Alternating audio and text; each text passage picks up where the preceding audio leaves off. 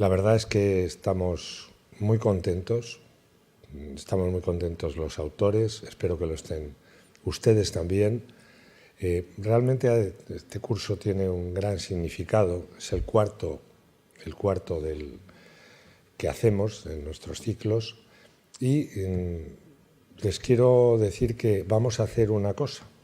Cuando acabe la conferencia esta, también nosotros nos queremos llevar un recuerdo. Les vamos a pedir a todos ustedes que no se vayan cuando acabe, porque si no, luego cuando ya clausuremos sale todo el mundo disparado. Pero ahora, tras la intervención de Jesús Maeso y tal, les voy a pedir que suban todos aquí y nos vamos a hacer una gran foto de familia de este curso. Espero que les agrade la idea y así ya la tenemos hecha. Y luego vamos a apretar un poco porque a mí no me gustan las despedidas, como decía. Soy mucho mejor para los recibimientos que para las despedidas, que decía Karen Blixen en aquella famosa historia de Memorias de África. No sé si se acuerdan. Dice, no, yo es que soy muy malo yo también soy muy malo para las despedidas y prefiero los recibimientos, pero hay que hacerlas bien. Y hoy creo que vamos a hacer una gran despedida de curso con dos grandes escritores. A Jesús Maeso, que es uno de los veteranos y maestros de este género desde hace muchos, muchos años, con decenas de novelas publicadas, con algunas de enorme éxito, que hoy sigue reverdeciendo y que ha tocado, porque es muy polifacético, tiene un toque renacentista, y es que intenta abarcar en sus recorridos novelísticos por la historia, ha abarcado no solo la historia de España, sino historias por todo el mundo y por todas las épocas. Muchas veces los escritores de novela histórica nos especializamos en determinados puntos o qué tal, que nos atraen más o menos. Él ha sido, en este sentido, ha recorrido todos los lados. No se lo voy a contar, mírenlo ustedes, porque es que de verdad son más de 30.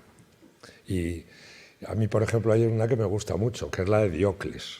Diocles era el famoso auriga ese que ganaba, ganaba más dinero que Messi en el Imperio Romano, es verdad, era un tipo, y era hispano, era lusitano, me parece, ¿no? Pero él ha tocado todos los puntos. Otra de las grandes novelas de ese mundo romano, que sí es cierto que le ha traído, es Las lágrimas de César. Quiero decir que es una novela premonitoria. Yo creo que cuando tú escribiste Las lágrimas de César, a nadie se le había ocurrido escribir de Roma, por aquí. Bueno, ahora sí, ahora está nuestro amigo y gran amigo y socio de nuestra Asociación de Escritores con la Historia, que estuvo aquí el año pasado, Santiago Posteguillo.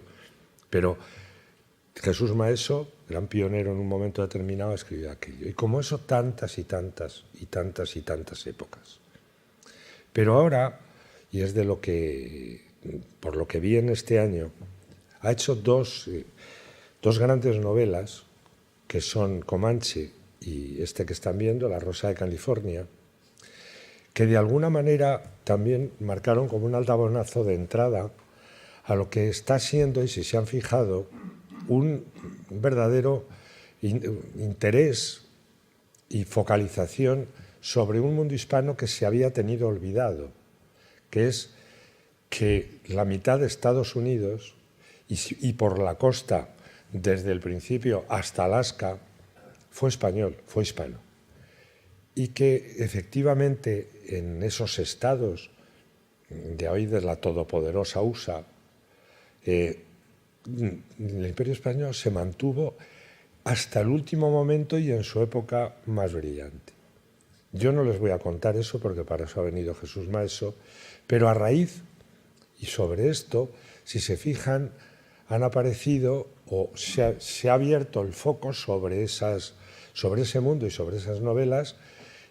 Luz Gabás, con la de Luisiana, la virreina criolla de Almudena de Arteaga, humildemente Mi cabeza de vaca, hace unos años antes, pero algunos otros más, porque Santiago Mazarro, por ejemplo, ha hecho Senderos salvajes, El fuerte de la Florida.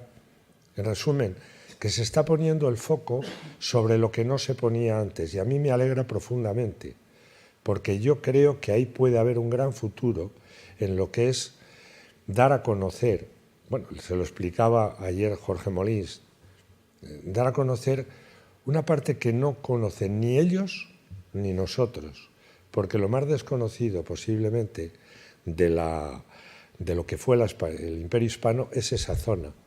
Añadamos a esto que, por fortuna, que también estuvo aquí en estos años de atrás, Augusto Ferrer Dalmau, que es un apoyo enorme para escritores con la historia. Nosotros pertenecemos a nuestra vez a su fundación, que da becas y está becando a jóvenes pintores.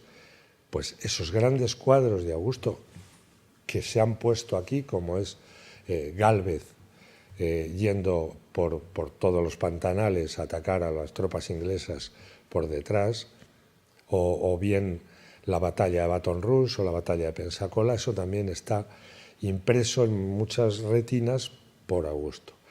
Así que me gusta mucho, y pongo énfasis en que hoy abordemos por quien, en ese sentido, aparte que él tiene unas relaciones extraordinarias con el mundo norteamericano, dado que es miembro de la Academia norteamericana hispana, y también lo es de la hispanoamericana, a la que de la Real Academia Hispanoamericana pertenecemos ya varios de los miembros de Escritores con la Historia. Jesús Maeso, por supuesto, que aunque es de Úbeda, es de Cádiz, y estas cosas lo saben los de Cádiz y los de Úbeda, que pueden ser perfectamente de los dos sitios. Pero también Almudena Arteaga es miembro, lo soy yo, el 4 de octubre tomará posesión José Calvo Pollato, y es la Real Academia, las grandes 5 Reales Academias, que no está ubicada en Madrid, y está ubicada en Cádiz porque es hispanoamericana y porque hay muchos académicos hispanoamericanos. Vamos a intentar crecientemente que tenga una visibilidad mayor de la que está teniendo. Pero, como les digo, él ha tenido siempre una gran vocación por esa zona y por ese momento, y les dejo con él porque vamos a disfrutar de lo que fueron aquella verdadera caballería montada que hizo los primeros fuertes, fueron los que cabalgaron por el oeste y eran bastante mejores que aquel piernas llamado Custer, que era un asesino y encima un idiota. Muchas gracias.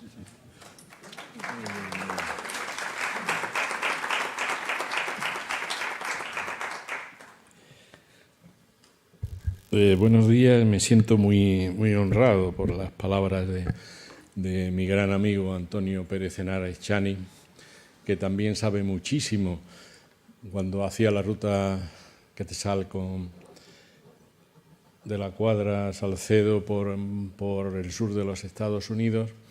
Y le agradezco muchísimo, os decía que estoy muy honrado porque un nuevo año, tanto él como el secretario de los cursos, mi gran amigo Emilio Lara, han tenido a bien invitarme.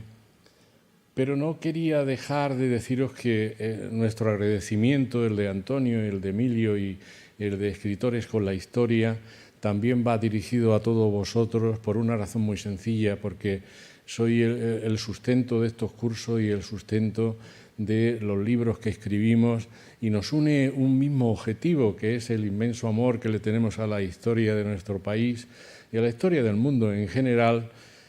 Y ya que en estos días se está vertiendo tanto el término de leyenda negra, tanto vosotros leyendo como interesándoos por la historia y nosotros escribiéndola, pues de una vez por todas vamos a acabar con ella.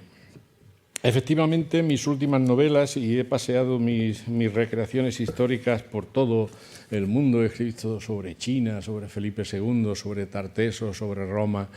En la Edad Media también me he introducido en las cruzadas con Saladino y Balduino IV, el leproso, que eran unos vasco-navarros que fueron allí en tiempo de las cruzadas, y he desconocido absolutamente. Y siempre me he metido en episodios que ni siquiera se conocen. Yo soy profesor de historia y yo jamás me habían enseñado, ni yo había visto nunca nada referente a ese cuerpo especial que ha nombrado hace un momento Chani, que eran los dragones de Cuera o dragones del Rey o dragones presidiales de California, Nuevo México y Texas, que escribieron una de las epopeyas más impresionantes que se ha escrito jamás en la historia de la humanidad y no era conocido en nuestro país. Resulta que no existe arma más poderosa, diría yo, en la historia que la tergiversación de la verdad, la corrupción histórica y, sobre todo, el ocultamiento de la historia. Y eso ha ocurrido con la historia de España. Recuerdo una conferencia que di en esa academia que ha mencionado Antonio, la Academia Norteamericana de la Lengua y la Literatura de Nueva York, y decía yo que es que en España, en la historia de nuestra épica y de nuestros hechos, se han dado tres trampas absolutamente mortales para la historia de nuestro país. Una es la que yo llamo la trampa de Tácito. Tácito decía que por muchas heroicidades que hubiera hecho Julio César, y yo me fui a Roma a estudiar su figura para escribir mi novela, Las lágrimas de Julio César, ya hiciera multitud de hechos gloriosos que siempre estaría en entredicho la figura del gran Julio César, que es el creador de la verdadera Roma y el creador del imperio. Esa es la trampa de Tácito. Viértase eso en la historia de España. Ya España puede hacer lo que haga en el mundo, que caerá siempre en la trampa de Tácito. Nunca será valorado por nadie o por casi nadie. Existe otra, que es la trampa metodológica, que ya habló John Eliot y creo que lo hizo también en los cursos de verano del Escorial.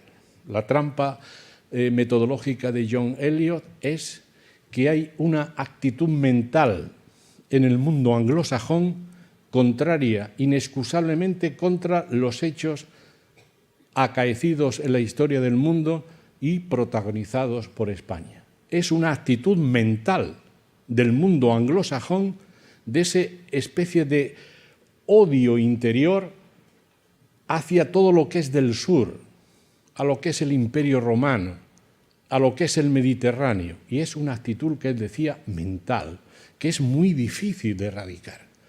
Pero es que existe otra trampa, que es la falsa tesis de Stanley Payne.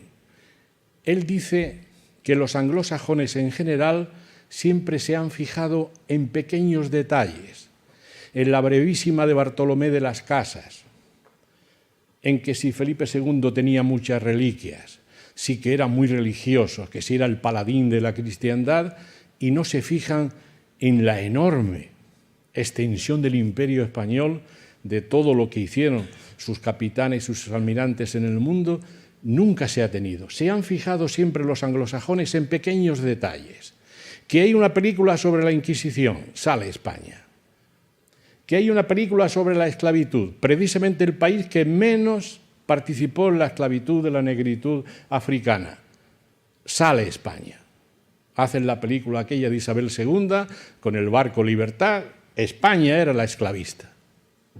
Esa es la trampa metodológica de Stanley Payne, que es la fijación en pequeños detalles de lo que pudo hacer malamente España, pero no lo que hizo bien, no todo su generalidad en la historia. Y esas 6 trampas son las que han creado la leyenda negra, que es ni más ni menos que la ignorancia sistemática de los logros de España en la historia del mundo. Una ignorancia sistemática, bien exagerando los hechos, bien olvidándolos, o bien creándolos falsos en su totalidad. Y la leyenda negra ha tenido una influencia perversa en los españoles. Nos ha creado una mezcla explosiva de ignorancia y de insignificancia de nuestra historia. El otro día, dando un curso en Sevilla, se levanta una chica que había terminado la carrera de Historia y estaba haciendo el doctorado, y yo le estuve hablando de la presencia española en Italia. Y hablé del gran capitán como no podía ser de otra forma. Y había veces que decía el gran capitán y otra vez decía don Gonzalo Fernández de Córdoba, para no ser reiterativo. Y cuando vino el turno de preguntas, me dice, señor maestro, ¿Gonzalo Fernández de Córdoba y el gran capitán son la misma persona? Y estaba haciendo el doctorado. La insignificancia de nuestra historia, precisamente los enseñantes de ella. Y decía también Stanley Payne que en el siglo XVI, o a partir del siglo XVI, se inventa lo que él llama el canal de propaganda contra España. Hablando el otro día con mi buen amigo Emilio Lara, escritor, decíamos, ¿dónde empieza? Empieza en Italia. Cuando las tropas del gran capitán vencen en Cerignola, Garellano, Pavía, empiezan a llamarnos a los españoles marranos, pero no marranos en el sentido zoológico o en el sentido de la higiene y la limpieza, sino que decían que éramos judíos. Ahí empieza la leyenda negra. Se traslada después al mundo luterano, por eso de que España, Carlos V, se había convertido en el campeón de la cristiandad, y después pasa a Flandes con Guillermo el Taciturno y, cómo no, a nuestra gran adversaria Inglaterra, que fundamentó su imperio en los latrocinios, robos continuados y persecuciones a los navegantes españoles. Porque España descubrió el mundo entero. El mundo entero. Cuando España descubre América, y esa es, yo diría, el gran mérito de nuestro país, es que España, cuando descubre América y después se va a Asia y luego a Australia, que se llama así por la Casa de Austria, se llama así el Estrecho de Torres, España no podía abarcar el mundo entero porque no tenía población suficiente, pues cuando España descubre América, el mundo se transforma. El mundo ya no se imagina. Antes no sabíamos si el mundo era esférico o era un plano o era un plato. No lo sabíamos. Pero España, cuando descubre todos el nuevo mundo, se transforma, cultural y sobre todo económicamente. Se acaban las hambrunas, porque hay un intercambio enorme de productos. Y como decía la UNESCO en 2002, resulta que España la nombran entre las 5 naciones madres civilizadoras de pueblos y la tercera en el imperio más extenso de la humanidad, juntamente con el romano y el tercero, el de los Estados Unidos, que es un imperio más bien económico, comercial y de ciencia. Y eso lo dijo la UNESCO. Ahí donde tenemos que cifrarnos los españoles. Esa tiene que ser nuestra tarea. Vosotros leyendo, vosotros estudiando la historia, nosotros divulgándola en nuestros libros, tenemos que convertirnos en los Giorgios Vasari que tiene Italia y que gracias a esos escritores, pues Italia siempre ha estado en el candelero. Pero España, cuando el padre Lafuente en 1500 escribe la historia de España, ya no hay otra historia de España, perdón, el padre Mariana, ya no hay otra historia de España hasta el siglo XIX. ¿Y quién escribe ese interregno de nuestra historia? Lo escriben los franceses y los ingleses, enemigos declarados de nuestro país, por intereses políticos y por vecindad y por lo que fuera. Y entonces tenemos que convertirnos precisamente en esa cirugía restauradora que es el empeño que tenemos los escritores con la historia. Somos los cirujanos restauradores de la historia de España. Y gracias a Dios de la lectura de nuestras novelas, que están profundamente estudiadas en lo que se llama arquitectura histórica, hoy día la gente está aprendiendo nuestra historia y descubriendo episodios verdaderamente memorables. Yo, después de muchas novelas, de descubrir Tarteso, de descubrir personajes importantes de la Roma hispana, y no precisamente los emperadores Adriano, Trajano, Marco Aurelio, sino el personaje que ha dicho Antonio, el gran Gayo Apuleyo Diocles, el máximo auriga de Roma y personajes inferiores, pues ya la gente está conociendo la inmensa y maravillosa historia de este país civilizador. Y vosotros tenéis en ello pues un enorme poder y podéis hacerlo. Ahora me voy a centrar, que es el título de mi conferencia, España en el sur y el oeste y el centro de los Estados Unidos. Hablábamos ayer en la comida, Chani, Emilio y yo, sobre un libro que ha aparecido recientemente, escrito por una norteamericana, una profesora de historia, que voy a tirar de antiparras para leer lo que dice nada más empezar el libro. Se llama el libro El Norte. Es un libro luminoso. Y ella se llama Carrie Gibson. La historia de los Estados Unidos comienza 2 siglos antes de lo que pensamos los estadounidenses, con la llegada a Norteamérica de España, la gran potencia hegemónica del mundo en aquel momento. Sin embargo, para nuestra desolación, palabra suya, se ha guardado un ominoso silencio sobre el brillante pasado hispánico, siendo la primera vez que los Estados Unidos estuvieron iluminados por una historia fascinante y esplendorosa, donde el indio era súbdito y sus territorios no colonias, sino virreinatos o provincias, donde se construyeron ciudades, universidades y hospitales. Eso lo dice una norteamericana hace escasamente medio año. Todo esto me dio oportunidad pues, de meterme en este mundo hispánico en el sur de los Estados Unidos, y por aquel entonces hice una visita a Roma. Como siempre visité los museos vaticanos, que me encantan por la profusión enorme de estatuas áticas grecorromanas que hay en ellos, y cuando iba paseando pues vi una urna de cristal y dentro descubrí un arco, un carcaj de flechas indias y un casco de indio de búfalo con unos cuernos verdes. Y claro, eso era insólito en ese lugar. Y le pregunté al Cicerone, digo, ¿pero esto qué hace aquí?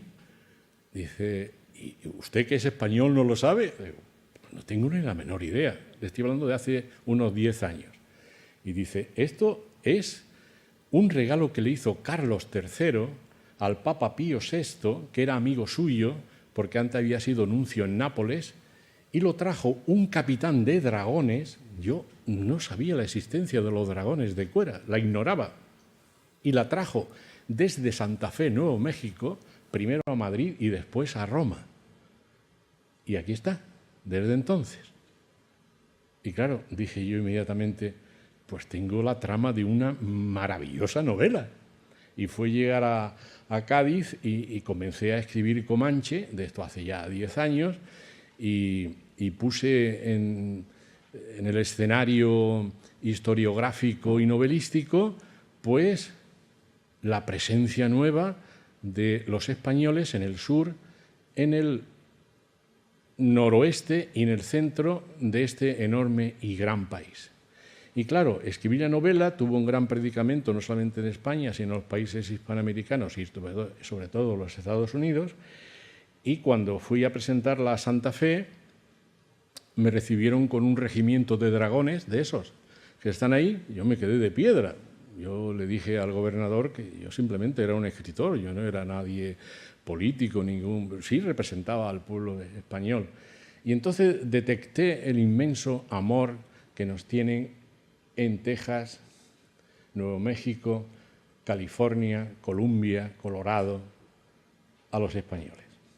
Eso ya lo había percibido personalmente Chani cuando hacía sus rutas con De la Cuadra Salcedo. Nos tiene un inmenso amor. El amor que no nos tiene o no nos tenemos unos pueblos con otros en este país, desgraciadamente, que hemos hecho una historia común y muchos parecen despreciarla. Hay unas amigas vascas que he conocido esta mañana y lo he hecho con afecto porque cada vez que me sumerjo en documentos de la historia de España, sobre todo la conquista de América, de Alaska, de la Antártida, está llena de capitanes vascos. Las grandes heroicidades, los grandes pilotos de las flotas españolas, todos eran vascos. Y ahora parece como si no tuviéramos una historia común y me da mucha pena.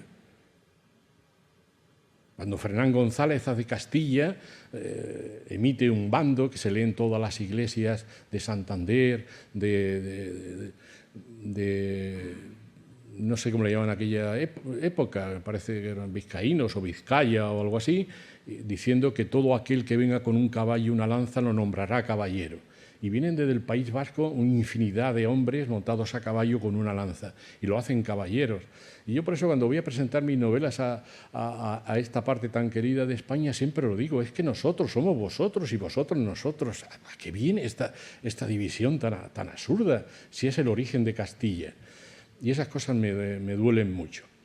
No voy a meterme con los catalanes porque mejor alguno se levanta y se marcha. Y entonces descubrí un mundo verdaderamente extraordinario. Ese capitán que llega a Madrid y ve a Carlos III y al conde de Floridablanca, su primer ministro, secretario de Estado, que después va a Roma y ve al Papa Paulo VI, yo me lo invento. Y ya mi personaje se ha hecho algo famoso porque estoy terminando la trilogía que empieza con Comanche, sigue con La Rosa de California y ahora termina ya cuando España se marcha de esa parte, pues se llama Martín de Arellano. Y ese hombre pues lleva a sus dragones a todas las partes de esta zona, de este territorio inmenso que es los Estados Unidos. Y cuando yo llegué a Santa Fe y estaba aquel salón lleno de hispanoparlantes, porque yo no hablo apenas inglés, de verdad, lo suficiente para entenderme, pero no para dar una conferencia, y la gente estaban entusiasmados.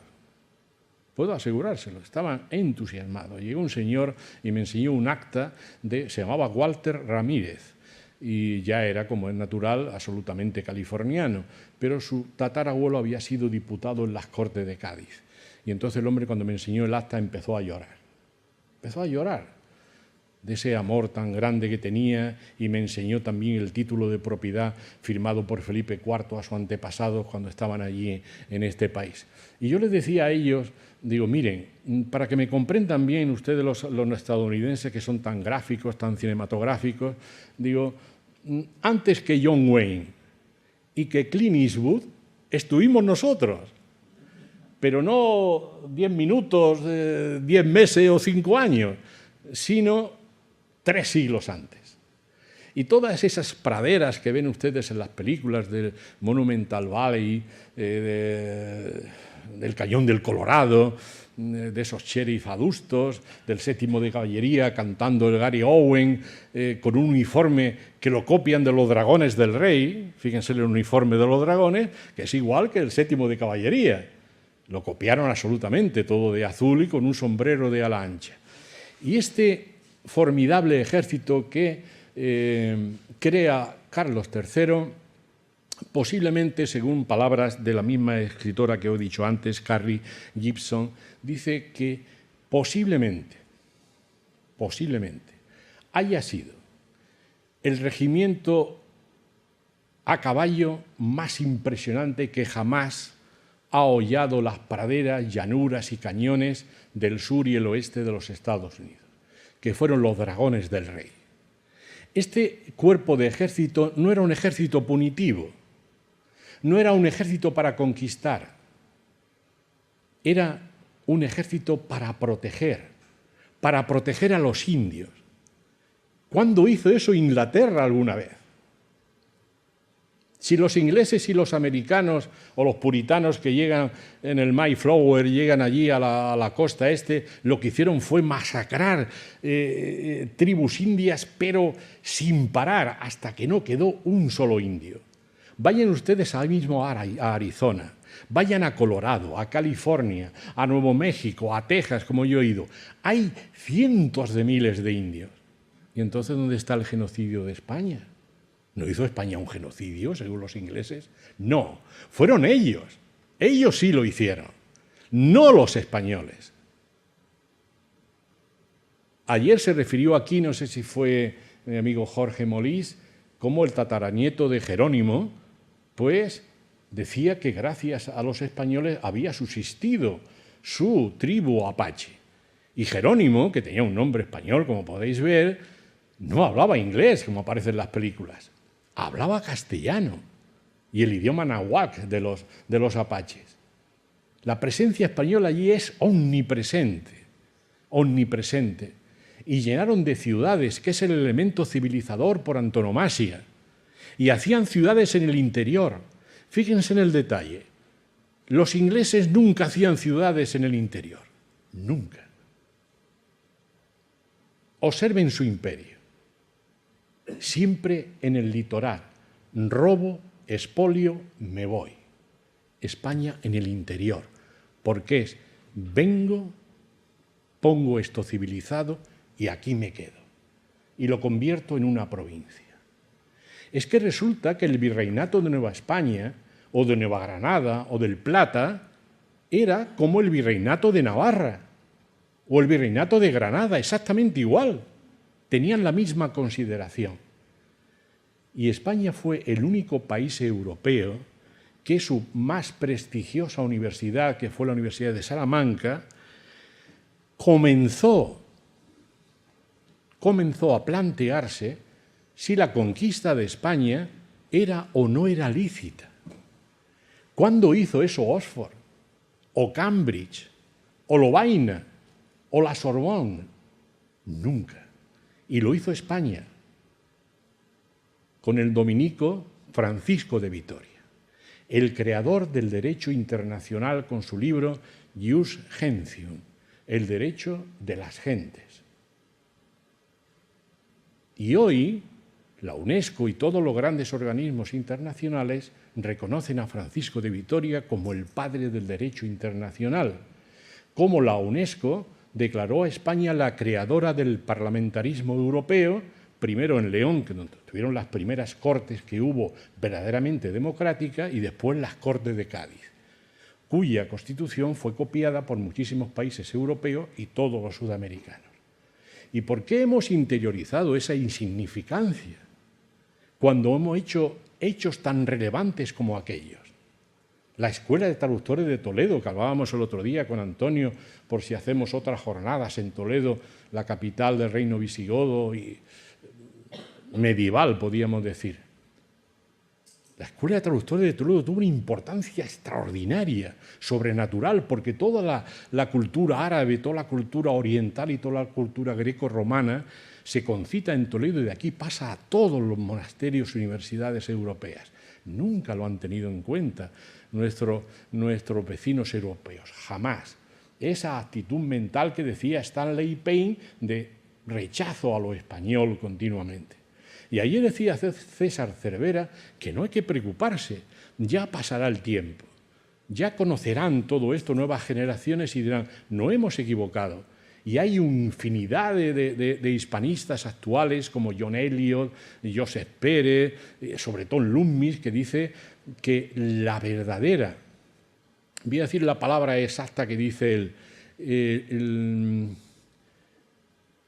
no me sale la palabra exacta, pero es como decir que lo más maravilloso que han hecho los europeos en América es la creación de una raza nueva, la raza mestiza.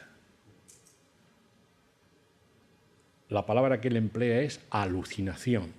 La alucinación más importante del mundo europeo medieval y renacentista es la creación en América de una raza nueva, la mestiza. Yo por eso en mis novelas de Comanche, La Rosa de California y la que estoy terminando ahora, que se llama Las Campanas de Santa Fe, que es cuando los españoles se marchan, y los indios se tiraban a los caballos de los españoles para que no se fueran, porque sabían lo que le venía encima. Fue irse a España de todos los países americanos, fue irse de allí, cuando los criollos, los descendientes directos de los españoles, cometieron las mayores atrocidades contra los indios, le robaron sus tiendas, sus tierras, masacraron a muchas tribus, sobre todo en Argentina y en Chile, pero fue una vez que se fue a España. Una vez. Porque los indios estaban protegidos por las leyes de India de Isabel la Católica, de Montesinos, de Fernando el Católico y también de Carlos V. Estaban absolutamente protegidos y no podían ser esclavizados. Por eso hay tantos indios en todos los lugares en que antes os he mencionado. Y claro, pues estas novelas, como decía, han tenido un gran predicamento en todos estos lugares, en estos estados americanos, porque yo les comentaba allí que España, en cierta manera, ha definido el mapa actual de los Estados Unidos. Lo ha definido. ¿Por qué? Primero, cuando se crean las 13 colonias, ¿quién es quien ayuda a esos puritanos ingleses a independizarse de Inglaterra? Es España. Y me imagino, porque yo no la escuché, que lo diría Luz Gabás por su novela. Fue Bernardo de Gálvez, cuando vence a los ingleses en Pensacola, una batalla de una importancia sobrenatural para ellos. Pero no solamente Bernardo de Gálvez. En el Atlántico, el almirante Córdoba venció a la flota inglesa que venía a ayudar a los ingleses de las colonias y les arrebató 1 millón de libras esterlinas en oro, las cuales vinieron muy bien para financiar la independencia de los americanos. Y los primeros escritos que se hacen de la independencia, por supuesto, están en inglés, pero muchos en español, lo cual me causó una gran sorpresa cuando visité el Congreso. Pero es que además el nombre de los Estados Unidos se lo puso el entonces gobernador de Luisiana. Le puso ese nombre, los Estados Unidos de América del Este. Fue el nombre que él le puso. Y ese es el nombre que todavía mantiene este poderosísimo país. Y está lleno de recuerdos españoles, como es natural. El primer fuerte que se hace, el primer fuerte lo hizo el capitán Isla en el Mississippi, que después los americanos lo copiaron y en todas las películas de John Ford, de Henry Hathaway, pues todos los fortines de madera, el primero que se hizo lo hizo el capitán Isla. El primer navegante que llega a la bahía de Chesapeake, porque no se pronunciaron en inglés, Chesapeake quizá, alguna cosa así, pues fue también otro Aza, fue también un capitán que era del puerto de Santa María, y luego ya llenamos con la toponimia española todo lo que es desde el Mississippi, Missouri, hacia el Pacífico. Que los ingleses, cuando los ingleses no hacen un piropo, eso hay que mantenerlo bien, le llamaban al Pacífico no el Pacífico, ni siquiera el Mar del Sur, le llamaban el Lago Español, porque pertenecía a España. Y España comienza a colonizar todo lo que es California, y ahí donde entra mi cuerpo especial de caballeros, eran todos caballeros. Después ya entran mestizos, también entran mexicanos y demás, pero en un principio eran todos caballeros. Tenían 6 caballos, tenían 2 criados indios, y ellos lo que hacían era guardar toda la frontera. La frontera tiene actualmente 5.000 kilómetros, y ellos solamente eran 3.000.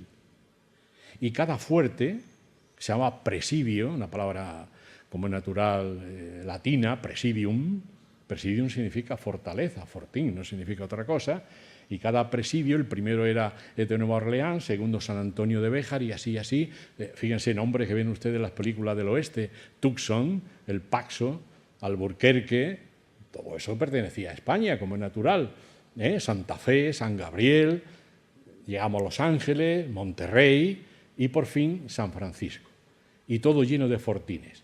Y esto lo que era, más que un ejército, era como una policía. Ellos protegían a los indios unos de otros. Y si alguna vez se convirtieron en un ejército punitivo, en un ejército de ataque, fue una vez que, reinando Carlos III en España, los comanches, que es el pueblo más feroz que jamás ha aparecido, pueblo indígena me refiero, en los Estados Unidos, llegaron de las rocosas. Venían desnudos. Y la palabra comanche en náhuatl significa desnudo. Los comanche, los que vienen desnudos. Y cuando llegan a los valles de Arizona, Colorado, al Río Grande y tal, descubren un animal que ellos no conocían. Era el caballo. ¿Qué tenían los dragones de cuera? Los tenían en grandes corrales, palabra que ha quedado en la nomenclatura estadounidense, recuérdense de la película OK Corral. Corral se llama en Estados Unidos a donde están los caballos. Y los vaqueros, eso fue una invención española. Por favor, no digan que es una invención de ellos. Los vaqueros los primeros fueron los españoles, que tenían su ganado, iban con los sajones, sus caballos y sus sombreros de ala ancha. Eso fue todo una invención absolutamente hispana. Bueno, pues estos comanches cuando llegan le declaran la guerra al género humano. Y a los primeros que acaban casi todos son con los apaches. Y los apaches se alían con España, vienen a España a que los proteja de los comanches.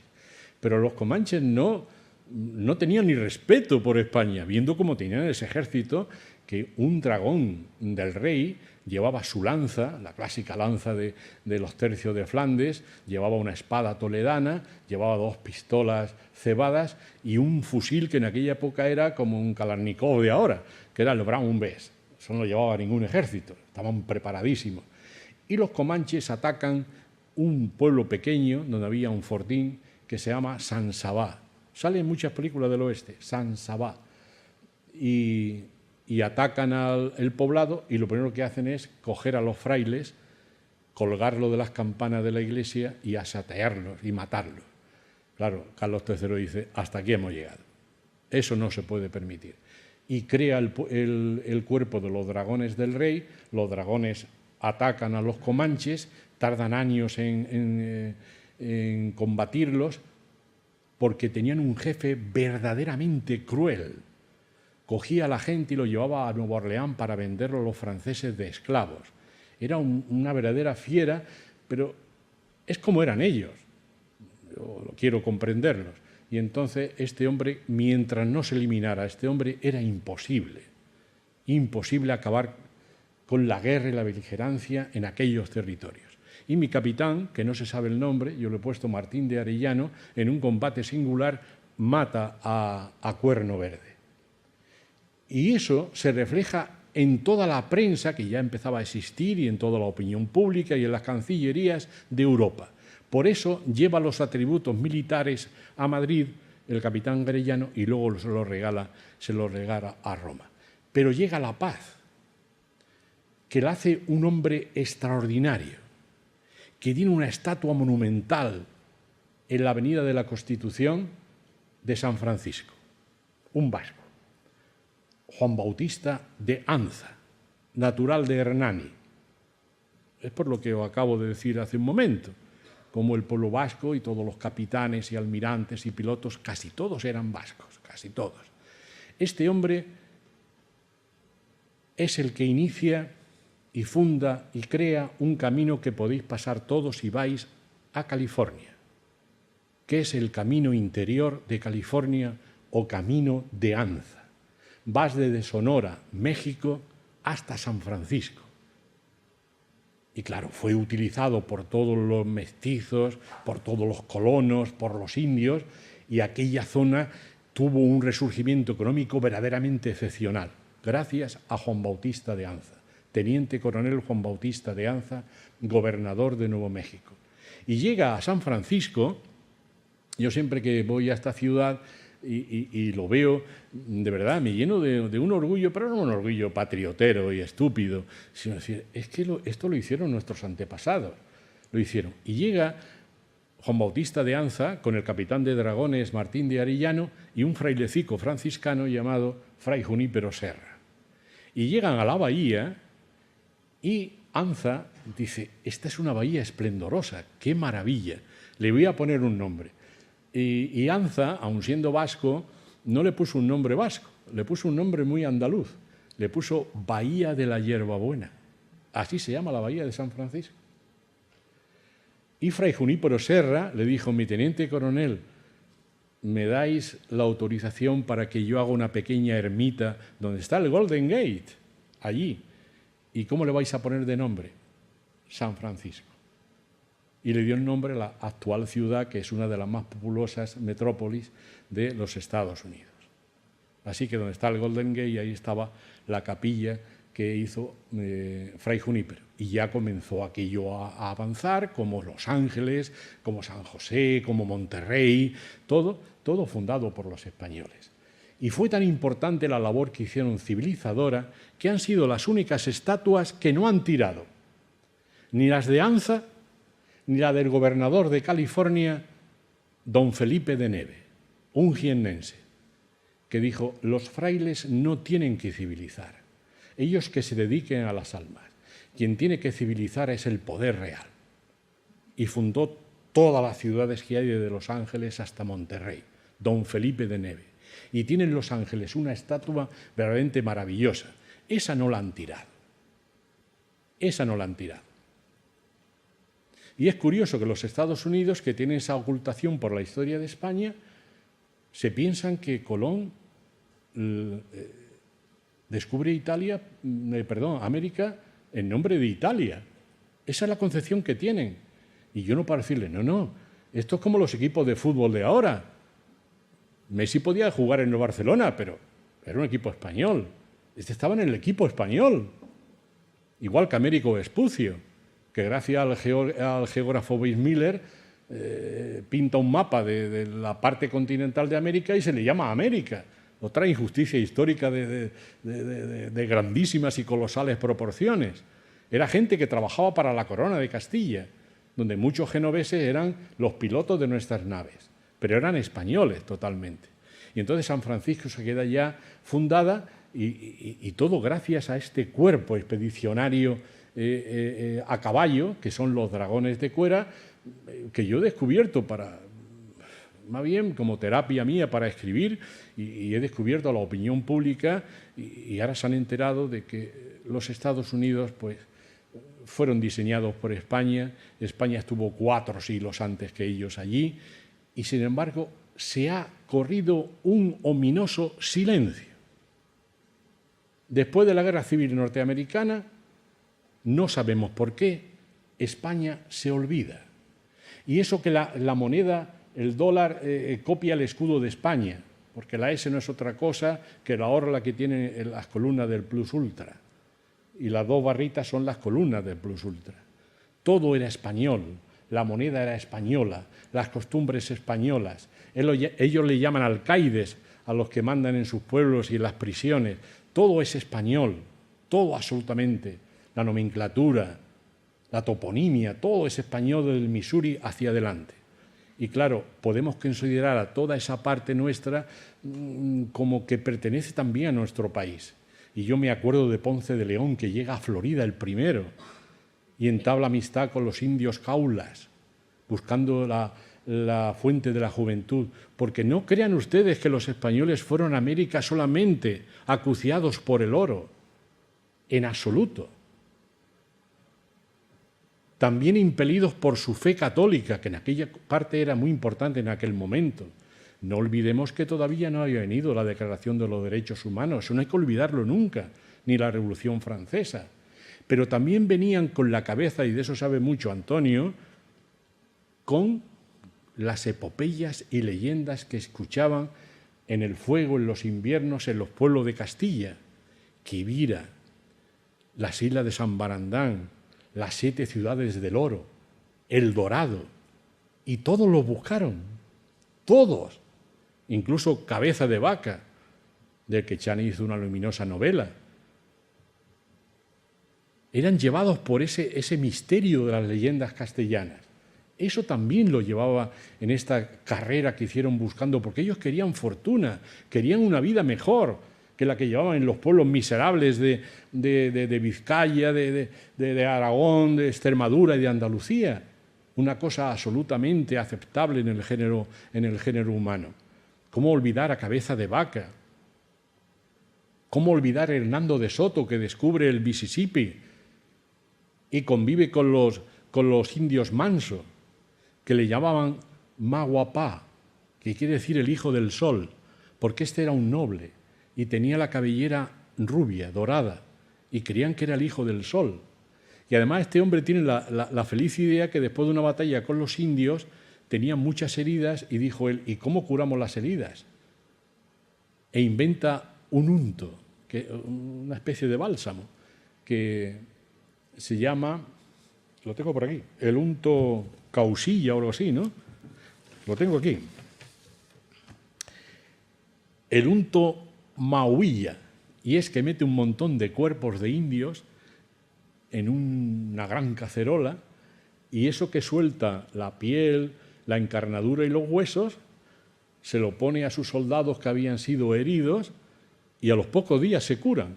Y claro, los indios manso creen que este hombre es un mago, y lo deifican. Y cuando mueren quieren coger su resto, su cadáver, y los españoles tienen que cambiar uno de los afluentes del curso del río Mississippi, porque lo habían enterrado en una cáscara de árbol de abedul, y tuvieron que cambiarlo porque los indios querían llevárselo. Esto es una historia verdaderamente maravillosa, extraordinaria, que hicimos los españoles en este lugar del mundo. Y ya para terminar, porque ahora llega ya mi gran amigo Emilio, pues deciros que hay cosas de los Estados Unidos que de verdad me enfada, porque el Día de Acción de Gracia, eso que se ve a esos puritanos comiendo allí amigablemente con los indios, cosa que seguramente no ocurrió, sí lo hicieron los españoles. Menéndez de Avilés, cuando funda la primera ciudad de los Estados Unidos en Florida, San Agustín, tiene una comida de hermandad con los indios porque se lo obligaban las leyes de sus reyes, y hace una comida de acción de gracias con los animales que tenían allí. Y allí había muchos pavos, en Florida, pavos animales, no pavos personas, que los hay también. Y entonces fue el primer día y le llamó la comida de acción de gracias. La medalla a los ingleses. Pero es que luego, este que he nombrado antes, Oñate, hace lo mismo con los indios maso en el Mississippi. Hace una comida de acción de gracias con el animal que había más allí, que era también el pavo. Y claro, también se lo han comido ellos. Y ya para finalizar, porque reitero, ya se me acaba el tiempo, los dragones del rey van a hacer la heroicidad final, que es conquistar para España Alaska. Alaska perteneció a la corona española. Y los rusos que llegaban allí en el comercio de las pieles, le dijo su emperatriz Catalina II, a los españoles ni tocarlos, porque ahora mismo es la potencia hegemónica del mundo. Nosotros comerciar con los aleutas y se acabó, pero España es la que actualmente posee las tierras de Alaska. Ya cuando se vayan o pase lo que pase serán nuestras, como ya así fue. Se marcha a España en 1820, Rusia se hace con Alaska y luego se la vende a los Estados Unidos, como bien saben. Y hay lugares que rememoran la presencia española. Puerto Córdoba, Puerto Cervantes, Puerto Valdés. ¿Se acuerdan de aquel gran petrolero Edson Valdés? Era de ese puerto. Y los españoles a cada lugar que llegaban ponían una cruz enorme. Y los rusos y los ingleses, cuando la veían, decían, aquí está España. Y el famoso Cook, que según la serie que echaron los ingleses y luego vimos los españoles, descubrió el mundo entero, siempre iba detrás de los españoles. De la fragata, la Princesa. La goleta, la Princesa. Y España descubre la isla de Vancouver y le pone el nombre de la bodega, del almirante de la bodega de la Cuadra, que era pariente de tu amigo Salcedo. Nos vamos los españoles, le cambian el nombre, Vancouver. Ese era el sistema inglés. Y cuando Cook perseguía a los españoles para ver dónde iban, si los españoles se daban la vuelta con sus famosas fragatas y goletas, Cook salía desapareciendo y se iba como un diablo con el rabo entre las patas. Y una de aquellas persecuciones, Cook se fue a Hawái y allí murió. Todo lo que descubre Cook era porque perseguía a los españoles. Y ya termino con una frase, me gusta siempre terminar con frases lapidarias de otro gran historiador que se llama Timothy Snyder, que dice en su libro The Road de Uffendon, Camino de la Libertad, a España le ocurre lo que en la historia se llama el destino de la eternidad. Encasillada en la historia del victimismo, se le niega por parte de todos los pueblos del mundo y sistemáticamente la verdad. Se retornan las mismas amenazas del pasado y solo queda un retrato muy doloroso de su pasado cuando España realmente transformó el mundo y todos sus fundamentos. Eso es lo que este humilde escritor piensa. Muchas gracias por su atención.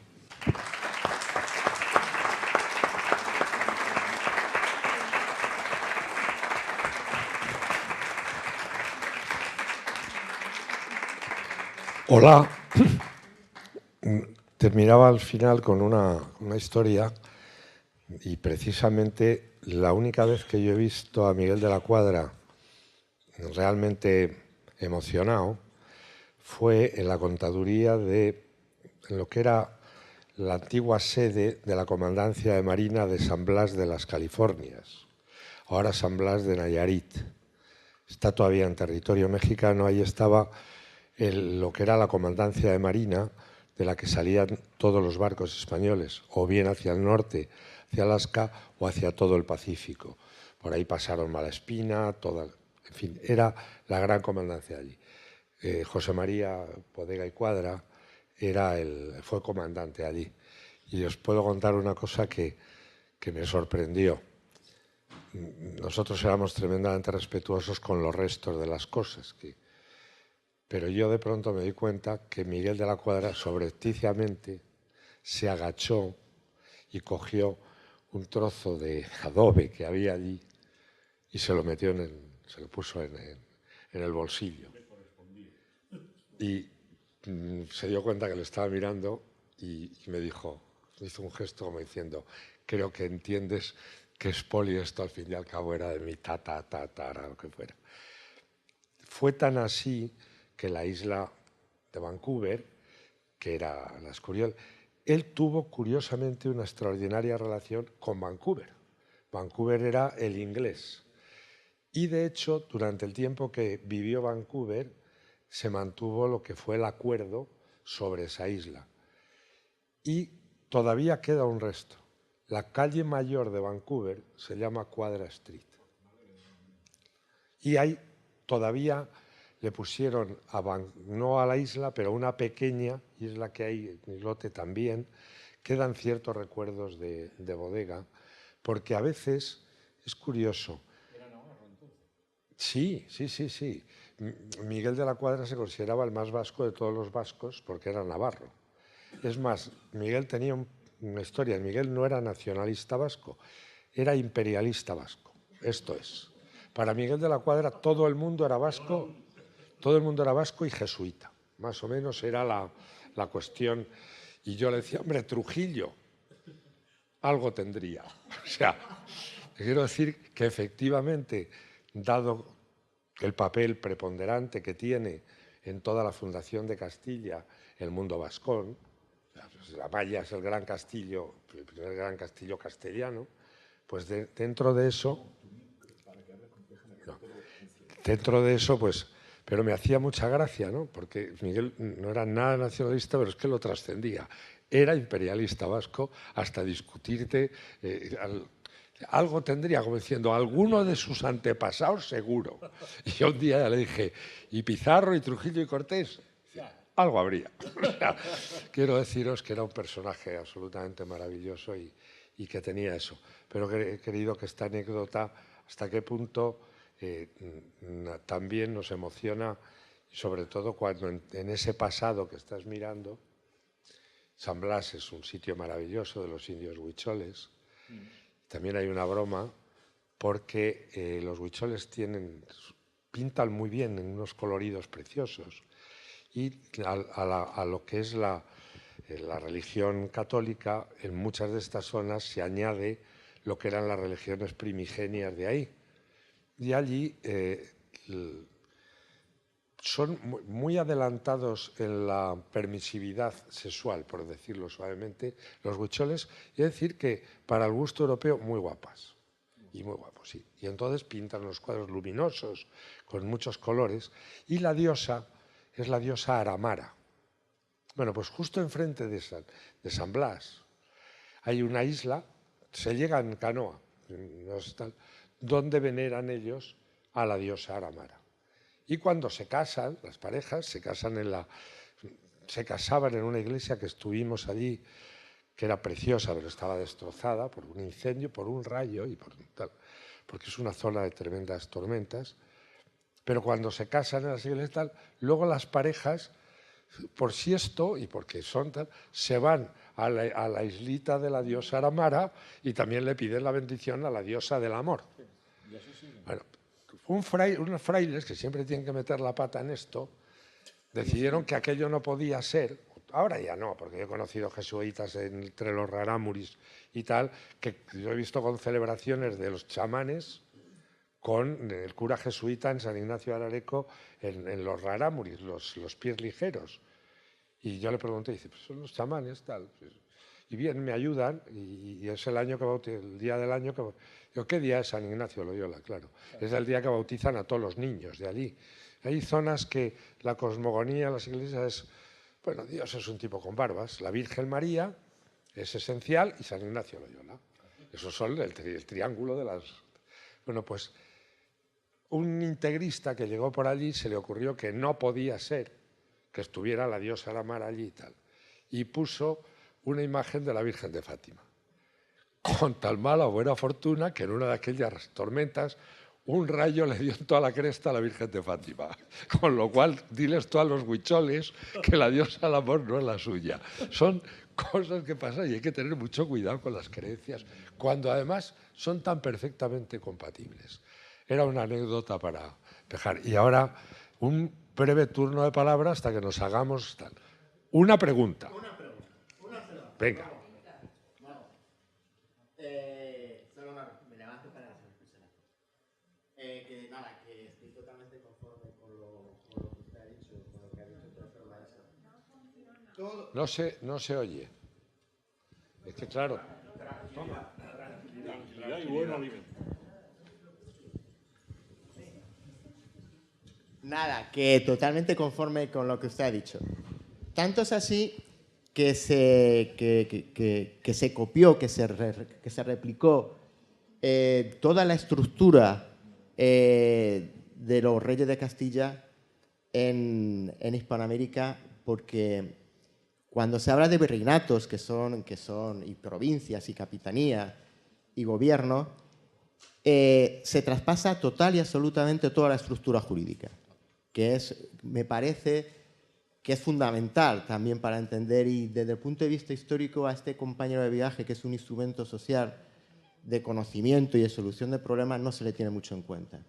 Pero la recopilación de India del año 1680 supone la aplicación subsidiaria de lo que es concreto para Hispanoamérica, pero la aplicación en su totalidad pues de la ley de Toro, de las partidas de Alfonso X el Sabio, etc. Por tanto, no estamos ante una realidad distinta, estamos ante la misma realidad que en la propia península ibérica, replicando exactamente los mismos patrones jurídicos y desde el punto de vista procesal, todas las reales audiencias, con toda la estructura que estaban en Valladolid o que estaban... Sí, o que estaban en la península, se replican exactamente igual por entero allí en Hispanoamérica. Así que desde el punto de vista jurídico, más que desde ningún punto de vista, se ve claramente la apreciación que usted ha hecho. Muchas gracias. Sí. La verdad es que no tiene contestación lo que él ha dicho. Sí. Era una apreciación. Hay que tener en cuenta el derecho que va acompañando siempre a cualquier movimiento social. Se tira poco en cuenta. Y era una. Lo primero que hacían los españoles al fundar una ciudad era poner el rollo de justicia. Y después tiraban las cuerdas de las cuadras. Eran cuadrículas, de ahí el nombre de cuadra. Pero lo primero, el derecho romano, las partidas de Alfonso X el Sabio. Y el indio insertado en el sistema social.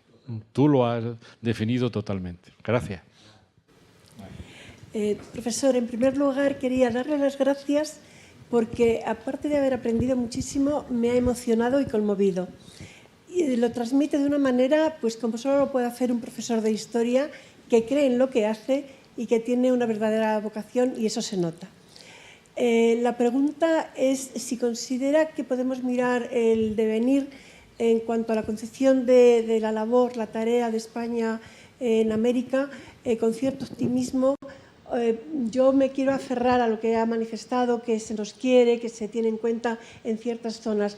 ¿Podemos esto hacerlo extensivo y mirar el futuro con un poquito de optimismo, pensando que también gracias a la labor de divulgación que hacen hay un punto de inflexión y esto se va a ir poco a poco conociendo más en profundidad y con autenticidad, despojado de todas las mentiras y añadidos que se han ido superponiendo? Muchas gracias. Y una pregunta, por favor, para Chani. ¿Podríamos, aunque ayer se habló de este tema, recuperar estas conferencias en YouTube? ¿Nos podríais dar, por favor, un link o algo para poder obtenerlo? Muy brevemente. Todas las conferencias que hace Escritores con la Historia se cuelgan en un canal, que es el canal de YouTube Escritores con la Historia. Cuando la Universidad Complutense las suba a su web, nos las pasará a nosotros y las colgaremos ahí. No será pronto, porque todos los cursos tienen que sufrir ese proceso. En cuanto estén, de hecho ahora están colgadas, y no hace mucho, las del año pasado. Estas las podrán ver, les avisaremos. Es simplemente entrando en YouTube, canal de Escritores con la Historia, y ahí aparecen. Hay ya un montón. Pero todas estas, aprovecho para decirles que en un plazo razonable, supongo, la Universidad Complutense nos las pasará y nosotros inmediatamente las colgaremos en ese portal. Es que tengo que decir razonable porque no tengo ni idea.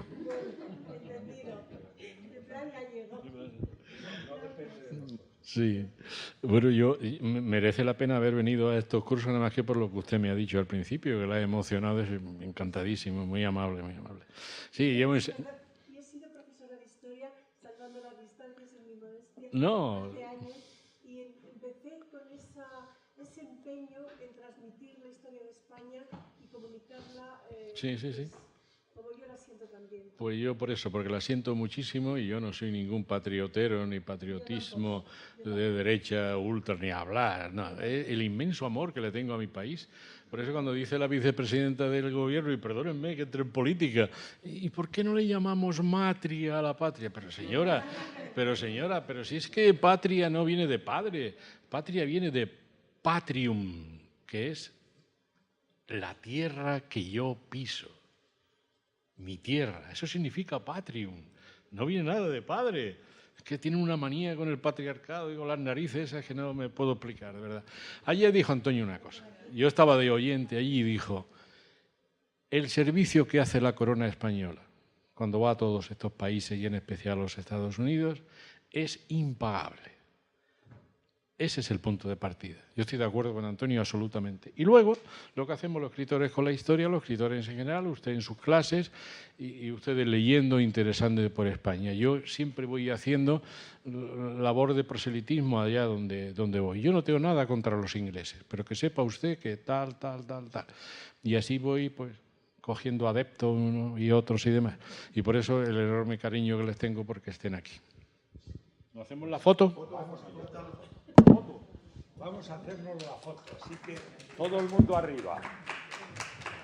Vayan colocando.